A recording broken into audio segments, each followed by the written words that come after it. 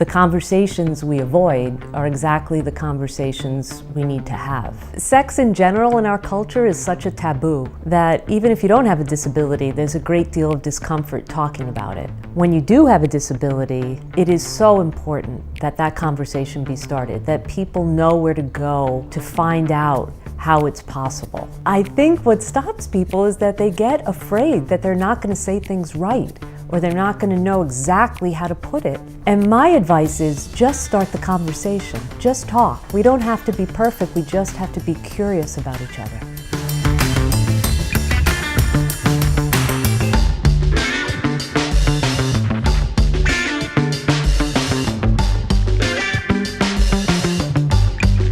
As your attitude evolves with regard to your sexuality, you become more relaxed and able to communicate about it. And when you can communicate where you are in terms of your disability and your sexuality, and that you see yourself in a continuing process of learning that you want to share with somebody, then that allows that other person, your partner, to relax with you. It allows you to have that conversation together, which can be a little scary. If you're uptight about it, and you're afraid to raise a certain issue, you're assuming that they're going to reject you out of hand because of their attitude, then it's just not going to happen.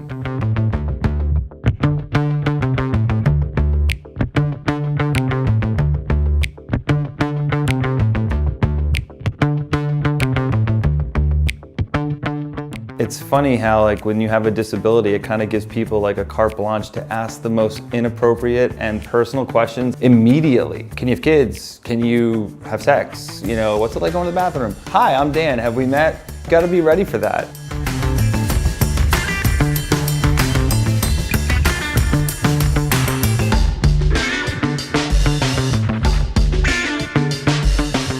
Communication is a major issue, but it's one of those things I think that actually makes sex better after spinal cord injury than before spinal cord injury, because I don't think we talk about it enough. Communication is the key for everything for anybody, and it's hard. It takes a lot of practice, and I don't think anybody ever really perfects it, but you can get better.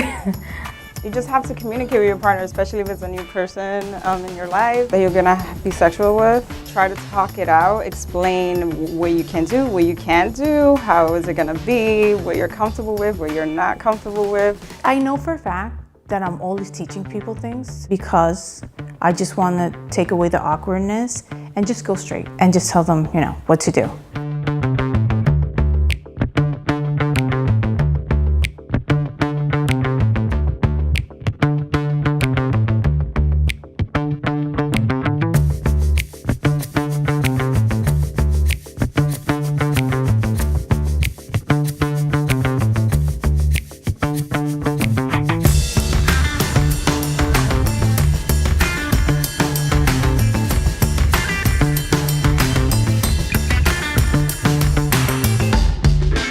Matt, by that point, had been injured for a while and was way more comfortable. So he was very open with me and honest with me. And for the first time, I think because it meant something, I was willing to let down my barriers and talk for the first time about what it is that is different for him. And I just listened and took it all in and also shared with him my anxieties and my fears. So I think because of that, our relationship has always been more successful than any relationship I've had.